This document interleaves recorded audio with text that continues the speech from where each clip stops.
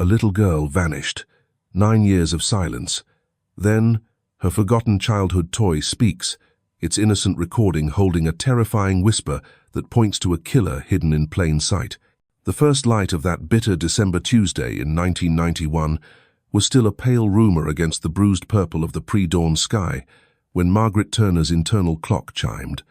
It was a habit honed by 5 years of motherhood, an instinct more reliable than any alarm. Beside her, David, her husband, breathed deeply, a comforting, rhythmic sound in the otherwise still house. For a fleeting moment, cocooned in the warmth of their bed, Margaret allowed herself the luxury of a slow stretch, the small, familiar comforts of a life she believed to be predictable, secure. The scent of coffee, yet to be brewed, already teased her senses, a promise of the morning ritual soon to unfold. She slipped out from under the heavy quilt, her feet finding the plush sheepskin rug. The floorboards were cold, a stark reminder of the Wisconsin winter raging silently outside their suburban Milwaukee home. A quick glance at the digital clock on her nightstand. 6:03 a.m. Emily, their bright, perpetually curious 5-year-old, would usually start stirring around 6:30, her small voice calling out for mommy or daddy, a signal that the day had truly begun. Margaret padded softly down the hallway, the familiar creak of the third floorboard under the runner, a comforting, almost musical note in the quiet. She paused by Emily's door, painted a cheerful buttercup yellow, adorned with a wooden letter E covered in glittery stickers. Usually she'd crack it open just an inch, listen for the soft sighs or rustles that indicated Emily was still dreaming. This morning, however, something felt off, an imperceptible shift in the atmosphere, a silence that was too profound, too complete. She pushed the door open. The room was bathed in the faint, greyish light filtering through the gap in the curtains. Emily's little menagerie of stuffed animals, a threadbare rabbit, a one-eyed teddy bear, a floppy-eared dog, sat in their usual places on the small armchair and at the foot of her bed. The dollhouse, a recent birthday gift, stood pristine in the corner, its tiny inhabitants frozen in their domestic tableau. But the bed, with its cheerful patchwork quilt, was empty, neatly made, almost unnervingly so, as if no one had slept in it at all. A small frown creased Margaret's brow. Emily wasn't one for wandering. Perhaps she'd had a bad dream and climbed into bed with them. No, Margaret would have felt her. David, too. Her heart began a slow, heavy thud against her ribs. "Emily?" she called softly, her voice barely a whisper. "Sweetheart?" Silence answered her, a heavy, indifferent void. She stepped further into the room, her eyes scanning every corner, every shadow. The closet door was slightly ajar. Margaret pulled it open, her breath catching in her throat. Just shoes, neatly lined up, and dresses hanging in an orderly row. She knelt, peering under the bed, her hands sweeping through the dusty darkness. Nothing. It was then that she saw it. The window. Emily's room overlooked the frosted backyard, now just beginning to emerge from the inky blackness. The window, one of those double-hung types, was open. Not just cracked, but pushed up a good 12 inches, an impossible feat for Emily's small hands, especially against the stiff, cold-weather-sealed frame. A raw, icy gust of wind, carrying with it fine, stinging snowflakes, billowed the lace curtains inward, a spectral dance in the dim light. Panic, cold and sharp, pierced through Margaret. This wasn't right. This was terribly, fundamentally wrong. The neatly made bed, the open window, the profound, chilling silence where her daughter's laughter should have been. "David!" Her voice was a raw croak, ripped from her throat. "David, wake up! Something's wrong!" She stumbled back into the hallway, her legs feeling like lead, her mind a chaotic whirl of disbelief and burgeoning terror. David was already half out of bed, his face etched with confusion and alarm at the unaccustomed urgency in her voice. "What is it, Mags? What's happened?" "It's Emily. She's not in her room. The window, it's open." The words tumbled out, disjointed, frantic. Together they rushed back to Emily's room, David's initial sleepy confusion evaporating into a stark, mirroring fear as he took in the scene.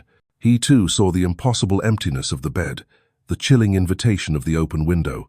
He was a practical man, an engineer, always looking for logical explanations, but the cold dread in his stomach told him logic had fled this house.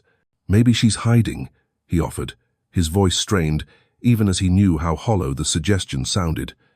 They searched again, a desperate, frantic canvassing of the small room, their calls of Emily. "Emily, honey, where are you?" Growing louder, more laced with an unbearable anguish. They tore through the house, flicking on lights, their voices echoing in the suddenly cavernous spaces. The living room, the kitchen, the bathrooms, even their own bedroom. Each empty space screamed Emily's absence. The grandfather clock in the hall chimed the half-hour, a sonorous, indifferent sound that seemed to mock their mounting terror. It had been less than 30 minutes since Margaret had woken, but an eternity of horror had already passed. David, his face pale and drawn, grabbed the phone, his hand shaking as he dialed 911. Margaret sank to the floor in Emily's doorway, the cold from the open window seeping into her bones. She stared at the small, empty bed, the colorful quilt, a vibrant, painful mockery. Her mind replayed the previous evening.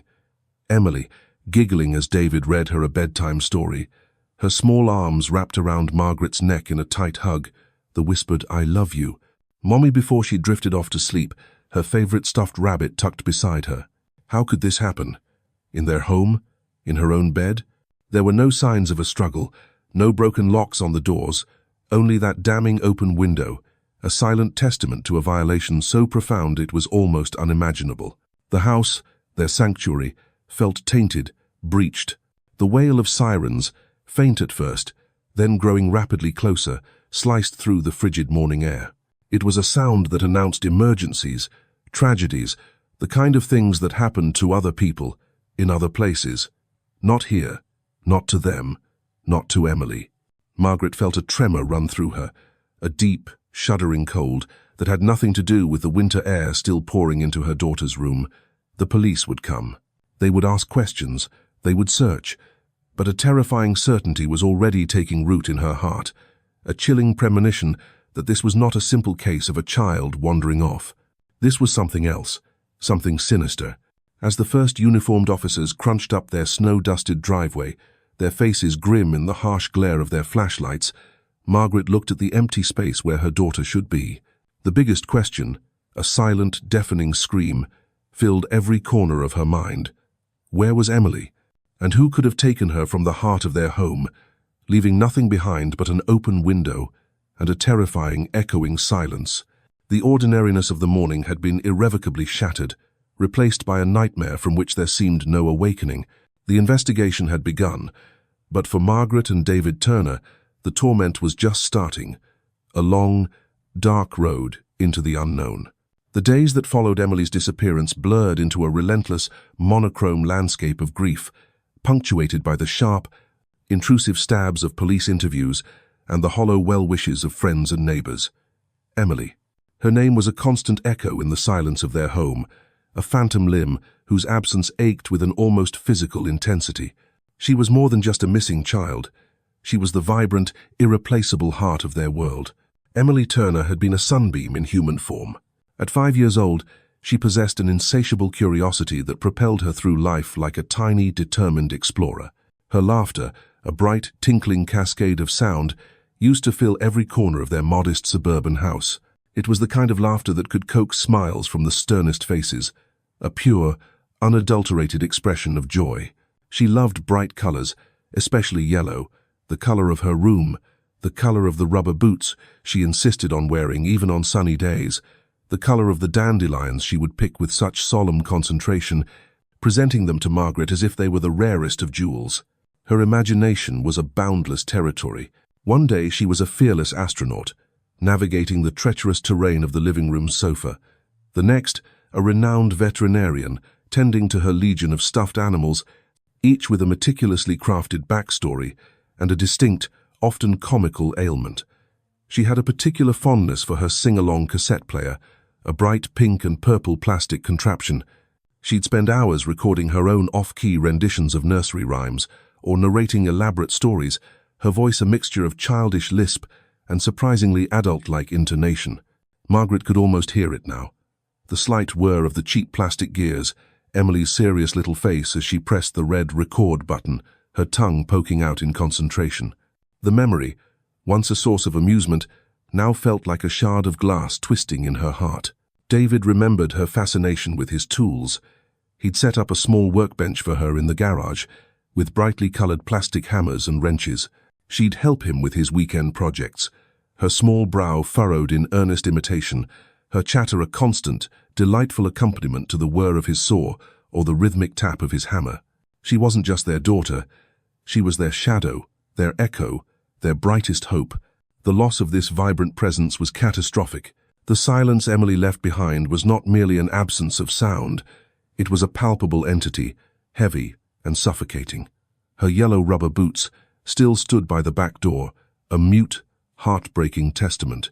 Her half-finished drawing of a lopsided rainbow lay on the kitchen table, a crayon abandoned mid-stroke. Each object, once imbued with her lively spirit, now served as a painful reminder of what they had lost, of who had been stolen from them. The initial police investigation had been a flurry of activity. Officers, detectives, and forensic teams had swarmed their home. They dusted for fingerprints, combed through Emily's room with meticulous, almost reverent care, and taken away bags of potential evidence, bedding, clothes, even the stuffed rabbit that had been her constant companion. The open window became the focal point of their theories. It had been opened from the inside, they determined, but the screen had been neatly removed from the outside and placed carefully against the house wall, suggesting a methodical intruder, not a random act of vandalism. There were no footprints in the snow-covered flower bed beneath the window, a detail that baffled investigators and fueled wild speculation. Had someone used a ladder and been incredibly careful? Or had Emily been passed out to someone waiting? Detective Reynolds, a man whose weary eyes had seen too much, became a reluctant fixture in their lives. He was patient, methodical, but Margaret sensed a growing frustration beneath his professional demeanor. They interviewed everyone, family, friends, neighbors. Days turned into weeks. The local news crews, initially camped out on their lawn, eventually packed up their vans, their interest waning as the story grew cold, replaced by fresher tragedies. The Turners, however, remained trapped in that frozen moment of discovery. Margaret found herself wandering through the house like a ghost, her hand instinctively reaching for a small head that was no longer there to pat, her lips forming words of comfort or admonishment that died unspoken. She'd open Emily's closet and bury her face in the small, soft clothes, desperately trying to inhale the faint, lingering scent of her daughter, a scent of baby powder, sunshine, and something uniquely, indefinably Emily. David threw himself into a desperate, frantic search of his own, plastering missing posters with Emily's smiling face on every lamppost, in every shop window, his eyes wild with a pain that mirrored Margaret's own. The photograph on the poster, taken just a few months prior at a local fair, showed Emily with a smear of cotton candy on her chin, her eyes sparkling with mischief. It was a cruel mockery of their present agony. One name that surfaced during the neighborhood canvass was Raymond Lewis. He lived a few houses down, a quiet, somewhat reclusive man in his late 40s. He'd always been friendly, in a slightly awkward, reserved way. Emily had sometimes spoken to him over the fence when she was playing in the yard. Margaret recalled Emily mentioning he'd shown her his collection of model trains once, something David had felt vaguely uneasy about, but had dismissed as harmless. The police had interviewed him, of course. He had an alibi. He'd been home alone, he claimed. There was no evidence, nothing concrete to link him to Emily's disappearance. He had a documented history of minor psychological issues, bouts of depression treated years ago, but nothing that screamed kidnapper. Yet, a seed of unease had been planted in Margaret's mind. She'd catch herself watching his house, searching for something, a sign, a flicker of movement, anything. But there was nothing, just the blank windows staring back. The community, initially so supportive, offering casseroles and prayers, gradually returned to their own lives. The yellow ribbons tied around trees began to fade and fray. The raw public agony of the Turners became a private, gnawing sorrow. The police presence dwindled. Detective Reynolds still called, but his updates became less frequent, his tone more resigned. No new leads, Margaret, he'd say, and the words were like stones dropped into a deep, dark well. The loss of Emily wasn't just the loss of a child, it was the loss of their future, the shattering of their past, the obliteration of their present. Their home, once filled with laughter and the cheerful chaos of family life, became a mausoleum of memories. Birthdays and holidays became unbearable milestones, each one a fresh wave of grief. The what-ifs were a constant torment. What if they had installed better locks? What if they had heard something? What if Emily had cried out? The weight of her absence was a physical burden. Margaret felt it in the slump of her shoulders, in the permanent ache behind her eyes, in the way her own laughter, when it rarely surfaced, sounded hollow and foreign. They were adrift, two souls clinging to the wreckage of their former lives, haunted by the ghost of a little girl's laughter, a laughter that had been stolen from them in the dead of a winter night, leaving behind an emptiness that 9 years of searching, praying and grieving had failed to fill. The hope they clung to was a fragile, flickering ember, threatening to be extinguished by the relentless passage of time and the deafening silence from a world that seemed to have forgotten their little girl with the sunshine smile. The 9th anniversary of Emily's disappearance arrived with the same cruel bite of winter as that fateful December morning. For Margaret and David, time had fractured. There was the before, a sunlit world filled with Emily's laughter and boundless energy, and the after, a perpetual grey twilight of unanswered questions and a grief that had become an unwelcome, permanent resident in their hearts. The initial flurry of police activity, the media attention, the concerned faces of the community, all had faded, leaving behind a chilling silence from the very systems they had once believed would bring their daughter home. Detective Reynolds, now greyer and more stooped, had been promoted and moved to a different precinct, though he still made a point to call Margaret and David once a year, around the anniversary. His calls were brief, tinged with a weary sympathy that offered little comfort. The case files for Emily Turner were now officially cold.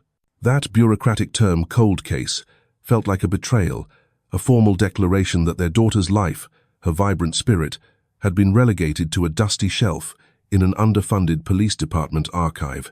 In the early years, Margaret had been a relentless advocate. She'd hounded the police station, demanding updates, offering theories, her voice often cracking with a desperation that made the younger officers uncomfortable. She'd organized vigils, handed out flyers long after the ink had faded, and even consulted with private investigators, pouring what little savings they had into futile searches. David, quieter in his grief, channeled his pain into meticulous record-keeping, creating timelines, cross-referencing names and sightings, however dubious, clinging to the hope that some overlooked detail might hold the key. But the system, they discovered, was a slow, grinding machine, often indifferent to individual tragedies unless there was fresh evidence or public pressure. And public pressure, like public memory, was fleeting. Their story, once front-page news, had been supplanted by newer horrors, newer mysteries. The world had moved on, while Margaret and David remained frozen in that terrible December of 1991. They encountered a quiet, almost embarrassed avoidance from some who had once been close. It was as if their ongoing grief was a communicable disease, a reminder of life's terrifying fragility that others preferred not to confront. Invitations to social gatherings dwindled. Conversations would falter, strained by the unspoken elephant in the room. The Turners became that poor couple whose daughter disappeared. Their tragedy defined them, isolating them in a bubble of sorrow. The lack of progress was a constant, gnawing frustration. How could a child simply vanish from her own bed, from a locked house, in a quiet suburban neighborhood, without a trace? The police theory of an intruder who knew the house, who knew Emily, had always seemed the most plausible, yet it yielded no suspects, no tangible leads. The carefully removed window screen, the absence of footprints, these details hinted at a chilling level of planning and execution, not a crime of opportunity. But who, and why? The name Raymond Lewis still echoed in the recesses of Margaret's mind. In the years following Emily's disappearance, he had remained in his house, a silent, unassuming figure. She'd see him mowing his lawn or bringing in his mail, his face impassive. There had never been anything overtly threatening about him, yet her maternal instinct, sharpened by loss, remained wary. She'd occasionally share her suspicions with David, who, while equally desperate for answers, always cautioned her against baseless accusations. "There's no proof, Mags," he'd say, his voice heavy. "We can't destroy another life without proof." They had learned the hard way about the limitations of the justice system. Without concrete evidence, suspicions remained just that, whispers in the dark. The police had interviewed Lewis multiple times in the early days. His alibi, though uncorroborated, was unshakable. He was home, alone. His house had been searched, with his consent, yielding nothing. He had no prior criminal record related to violence or children. His documented psychological issues were related to anxiety and depression, not predatory behavior. Officially, he was not a suspect. Unofficially, he was a persistent question mark in the periphery of their nightmare. Margaret remembered one particularly galling encounter a few years after Emily vanished. A new young detective had been assigned to review cold cases. He'd called them in, full of fresh-faced optimism, and proceeded to ask them the same questions they had answered 100 times before, his tone implying, ever so subtly, that perhaps they had overlooked something, perhaps they hadn't been entirely forthcoming. He'd even floated the idea that Emily might have run away, a suggestion so ludicrous for a 5-year-old in the dead of winter that Margaret had almost walked out.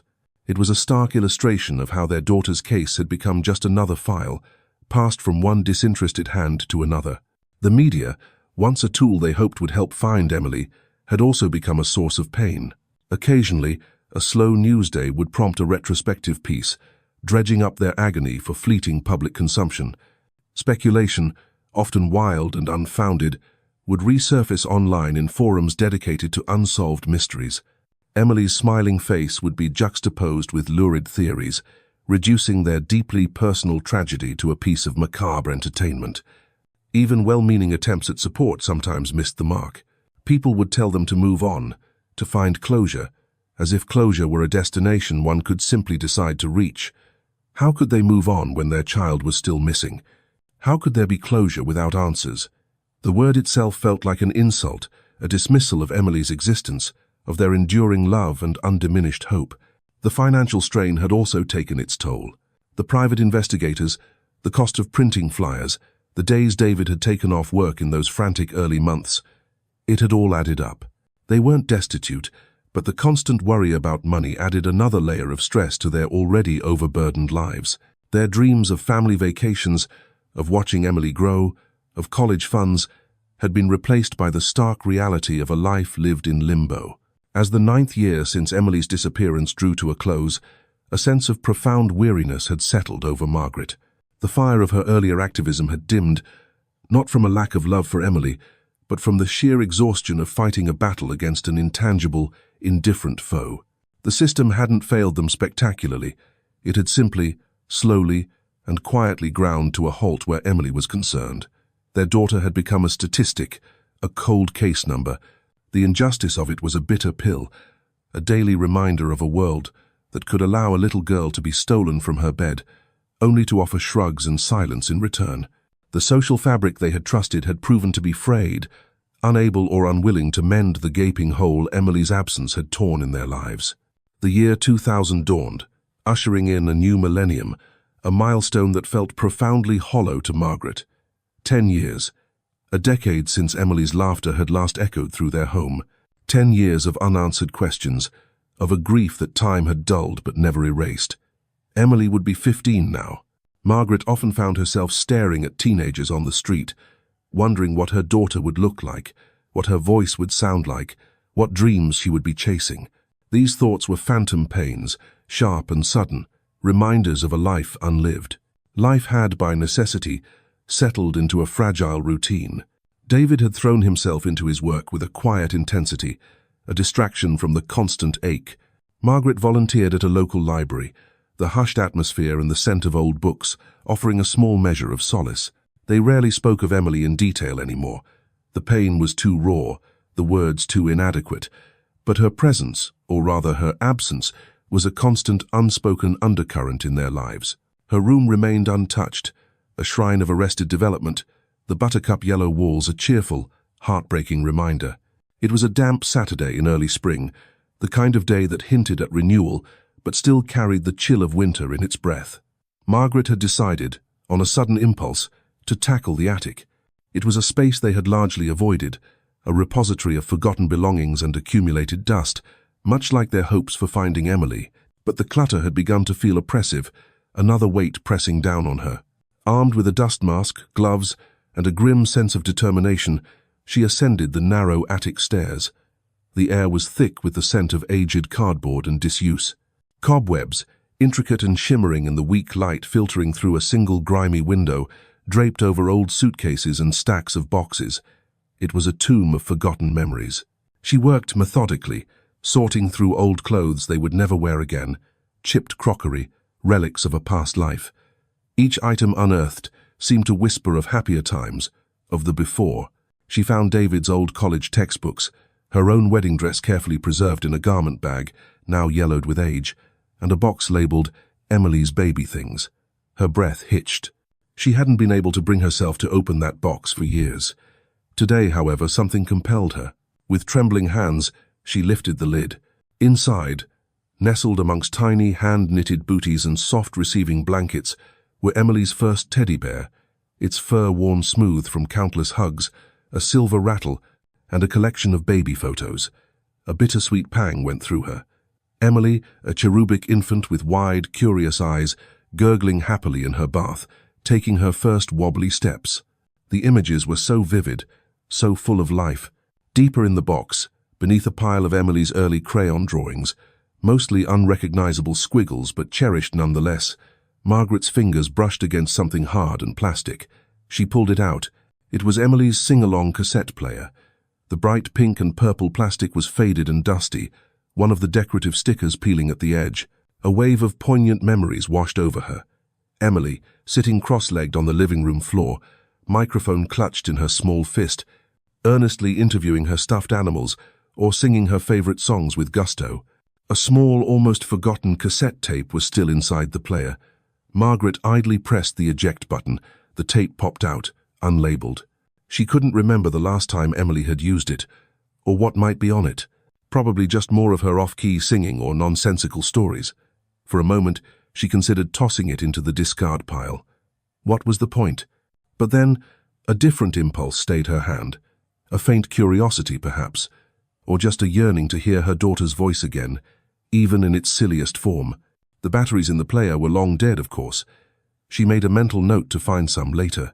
She continued her task, but her mind kept drifting back to the cassette player. The attic was growing colder, the weak afternoon light beginning to fade.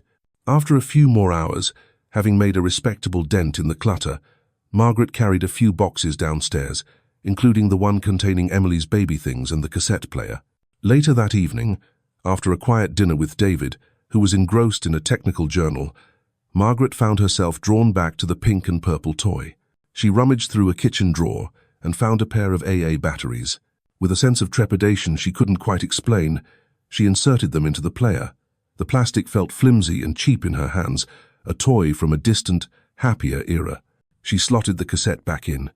For a moment, she just stared at it, her finger hovering over the play button. What if hearing Emily's voice, so young and innocent, was too much to bear? What if it just reopened old wounds? Taking a deep breath, she pressed down. The familiar whirring sound of the cheap mechanism filled the quiet living room. Then, static. Margaret's heart sank a little. The tape was probably ruined, degraded by years in the attic's fluctuating temperatures. She was about to press stop when, through the hiss, a sound emerged. It was Emily's voice. And then the bunny rabbit hopped over the moon and he said, a childish giggle, pure and sweet, a sound Margaret hadn't heard in a decade. Tears welled in her eyes, hot and sudden. It was like a punch to the gut, a beautiful, agonizing stab of memory. Emily was narrating one of her fantastical stories, her voice full of enthusiasm and childish mispronunciations. Margaret closed her eyes, letting the sound wash over her, a precious, heartbreaking echo from the past. The story meandered, as Emily's stories often did, full of princesses and talking animals and impossible adventures. Margaret listened, a sad smile playing on her lips. This was Emily. This was her spirit, captured on a flimsy magnetic tape. Then, the story ended abruptly, more static. Margaret reached for the stop button again, her emotional reserves depleted. But before her finger made contact, something else came through the speakers. Something that made the hairs on the back of her neck stand on end. It was a whisper. Low, indistinct at first, almost lost in the tape hiss. Not Emily's voice. A man's voice. Margaret froze, her blood turning to ice. She leaned closer to the small speaker, her heart hammering against her ribs. She pressed the rewind button for a few seconds, then play again. There it was. A man's hushed tones. The words were difficult to make out, muffled, as if spoken from a little distance, or perhaps as if the person hadn't wanted to be recorded. But then, chillingly clear, another voice, Emily's voice, no longer the happy storytelling child from moments before, but small, thin, and laced with an unmistakable thread of fear. "No," Emily whispered. "Please, I don't want to." A pause, filled with the crackle of the tape. Then the man's voice again, still hushed, but closer this time, more insistent. The words were still muddled, but the tone was coaxing, manipulative. And then, Emily's voice, fragile as spun glass, utterly terrified. "Please don't take me. Mommy." The tape ended. Click. Silence. Margaret stared at the innocuous pink and purple toy, her face ashen, her hands were shaking violently. "Mommy." The last word, a desperate plea hung in the air, an accusation, a cry that had gone unheard for 10 long years. This wasn't a story. This wasn't Emily playing. This was something else, something real, something terrible, recorded perhaps accidentally, in the final moments before what? Before she was taken? The room seemed to spin. The implications of what she had just heard crashed down on her with the force of a physical blow. A recording, a voice, a clue. After a decade of silence, a whisper from the past, unearthed from a dusty box in the attic, had just screamed a terrifying new truth. The silence that descended after Emily's last, terrified plea on the tape was broken only by Margaret's ragged gasps. The cheap plastic cassette player suddenly felt like a malevolent object in her trembling hands, a conduit to a horror she had unknowingly harbored for a decade. David, startled from his reading by the abrupt change in her demeanor, looked up, his brow furrowed with concern. "Mags? What is it? You look like you've seen a ghost." Margaret couldn't speak. She could only point a shaking finger at the cassette player, her eyes wide with a mixture of terror and a wild, dawning hope.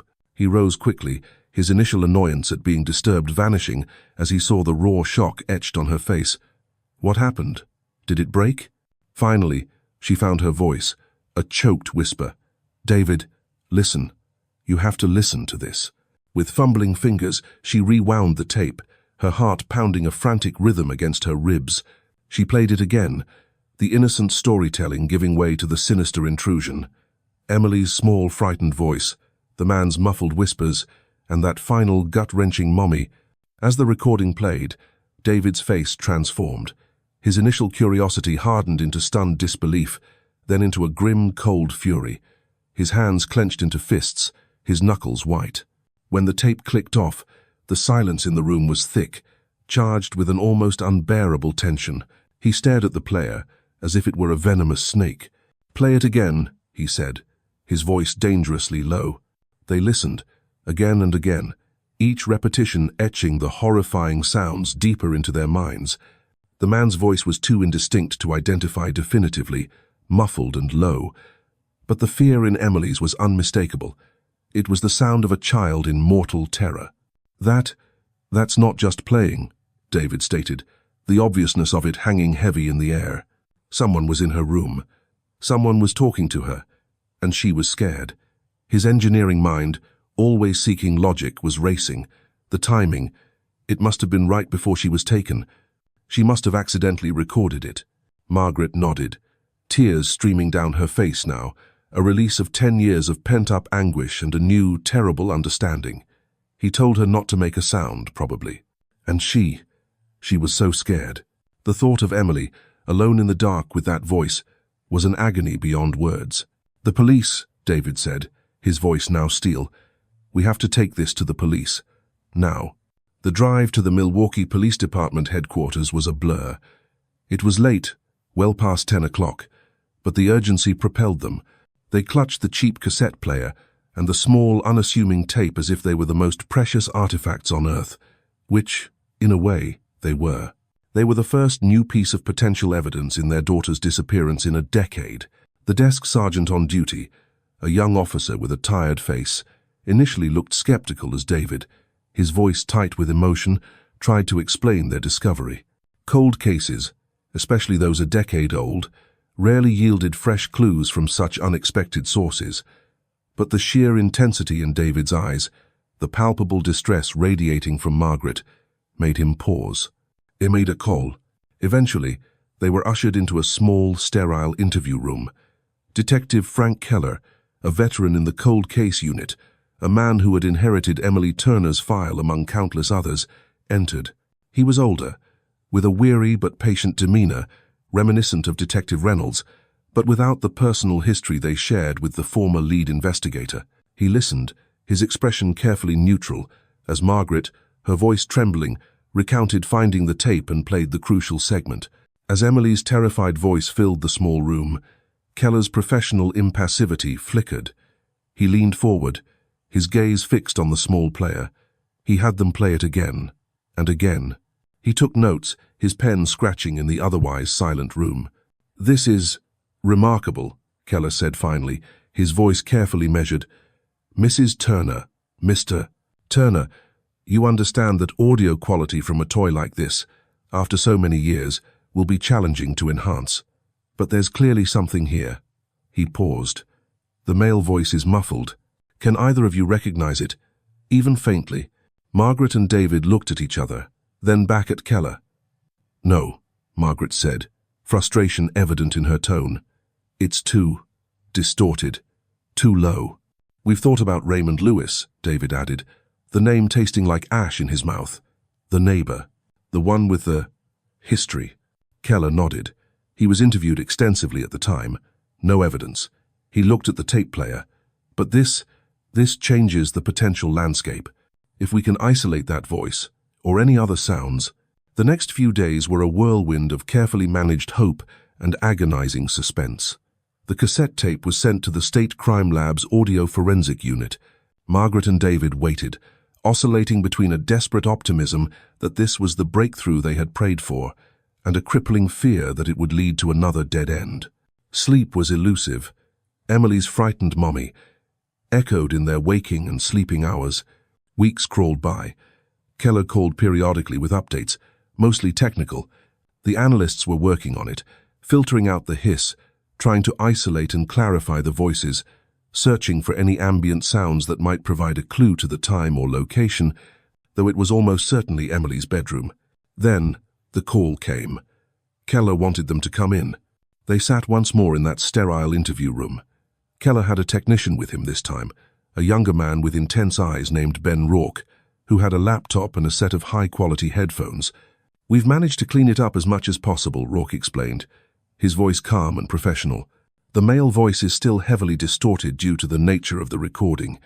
It sounds like he was whispering very close to the microphone, or perhaps even partly covering it, and the toy's microphone quality is poor. We can't get a definitive voice print for comparison unless we had a very clear sample from a suspect speaking in the exact same manner." Margaret's heart sank. Another dead end. "However," Rourke continued, and Margaret's attention snapped back, "while the voice itself is difficult to match directly without a known sample recorded under similar, poor conditions, we were able to isolate something else.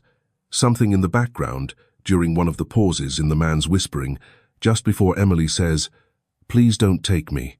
He played a very short segment, amplified and filtered. It was faint, almost subliminal, a series of rhythmic clicks, followed by a soft, distinctive whirring sound.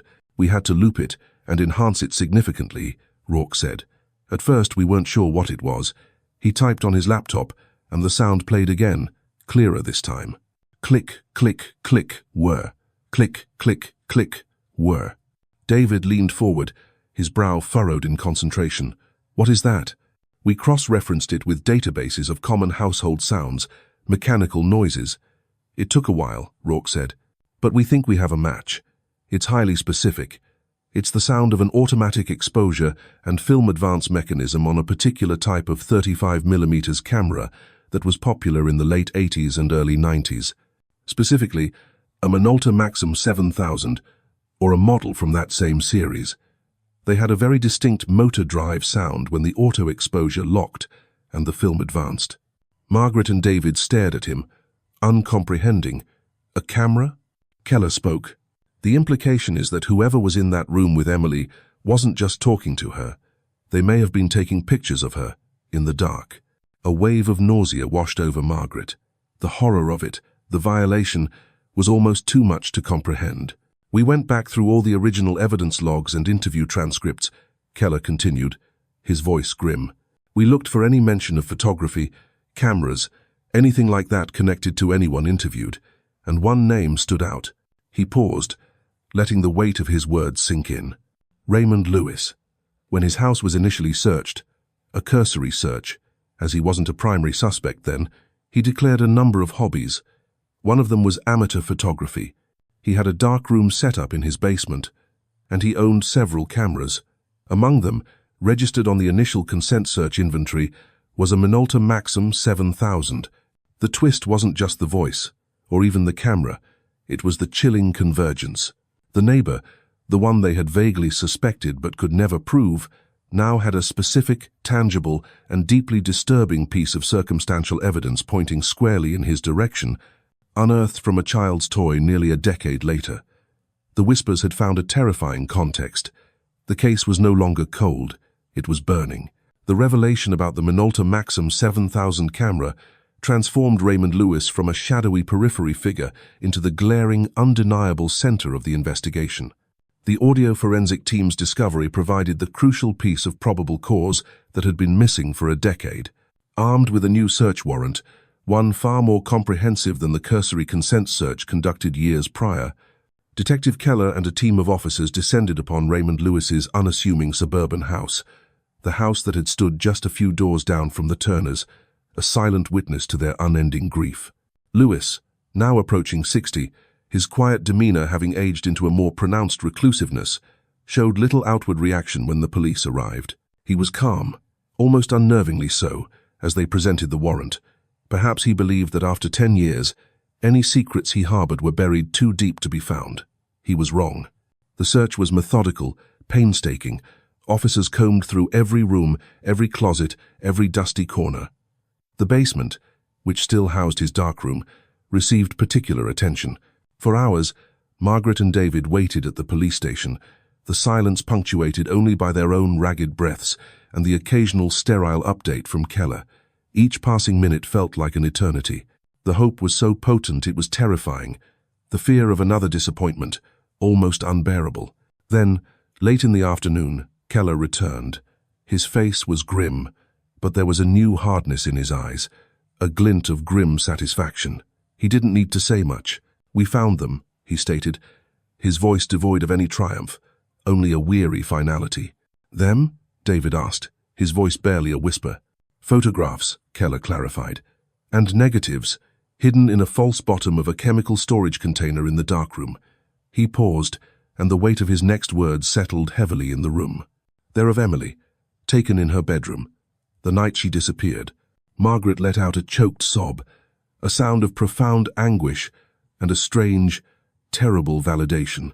The images on that tape, the whispers, the fear, it was all real. Her daughter's terror had been captured, not just in sound, but in pictures, by the man who had lived practically next door. Keller continued, his voice gentle but firm, sparing them the most horrific details but conveying the undeniable truth. The photographs were damning. They depicted Emily, clearly terrified in her bed, the flash of the camera illuminating her fear-stricken face. Some were taken from the angle of the open window, others from within the room itself. The quality, given the low light and the presumed haste, wasn't professional, but the subject was unmistakable. And the metadata implicitly embedded in the act of photography, the use of that specific camera, tied it all back to Lewis. But the photographs were not the only discovery. Deep within a locked safe, concealed behind a loose brick in the basement wall, investigators found something else, a small, child-sized locket, tarnished with age. Margaret gasped when Keller showed them a photograph of it. It was Emily's, a tiny silver heart with a single small sapphire, a birthday gift from her grandmother. Margaret had forgotten about it in the maelstrom of grief, but seeing it now brought a fresh wave of pain. Emily had always worn it. It hadn't been on her when she was tucked into bed that night. She must have taken it off and left it on her nightstand. Lewis must have taken it as a perverse trophy. Raymond Lewis, confronted with the irrefutable evidence, the sound of his camera on Emily's toy recording, the photographs, the locket, finally crumbled. His decades of quiet dissimulation shattered. The full story that emerged was one of twisted obsession and chilling premeditation. He had developed an unhealthy fixation on Emily, watching her from his window, her innocent vibrancy a stark contrast to his own barren, isolated life.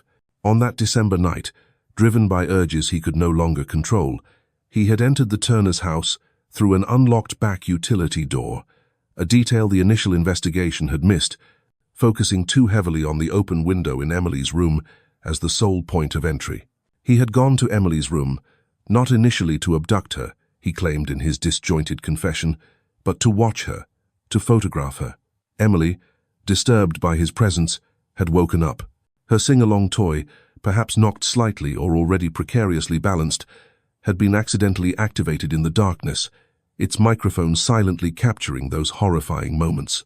Her terrified whispers, her pleas, had panicked him. He hadn't intended for her to wake. Fearful of exposure, he had made the impulsive, fatal decision to silence her and take her away. He led police to a remote, wooded area miles outside of Milwaukee, a place he knew from his solitary walks. There, beneath a canopy of trees, Emily's small remains were found. After 10 long years, Emily Turner was finally coming home, though not in the way her parents had ever desperately prayed for. The news of Lewis's arrest and confession sent a fresh shockwave through the community. The quiet, unassuming neighbor was a monster, hidden in plain sight. For Margaret and David, the truth was a brutal double-edged sword. It brought an end to the agonizing uncertainty, the not knowing that had haunted them for a decade. But it also brought the stark, unvarnished reality of their daughter's final moments, a horror they would carry with them forever.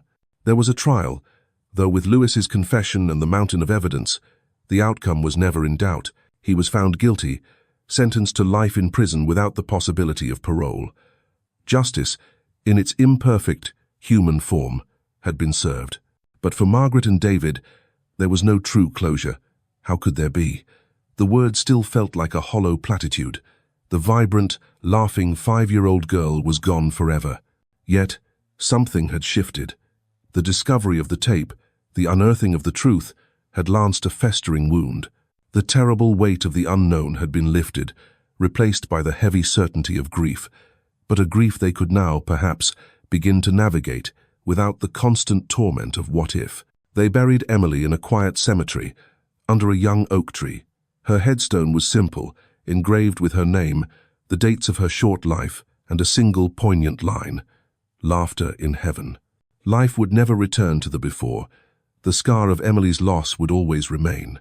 But in the years that followed, Margaret and David found a new purpose. They became advocates for families of missing children, sharing their story, highlighting the importance of never giving up hope, and the incredible, sometimes accidental ways truth can surface, even from the whispers on a child's forgotten toy. Margaret often thought about that dusty pink and purple cassette player, a cheap piece of plastic, a child's plaything, yet it had held the key, a silent witness that had finally, after a decade of silence, given voice to an unheard scream and brought a semblance of terrible, necessary truth. The memory of Emily's laughter, once a source of pure pain, slowly began to mingle with a sense of her enduring spirit, a spirit that, in the end, had refused to stay silent. The unseen picture had been brought to light, and while the image was horrific, it had also, finally, set a captive truth free.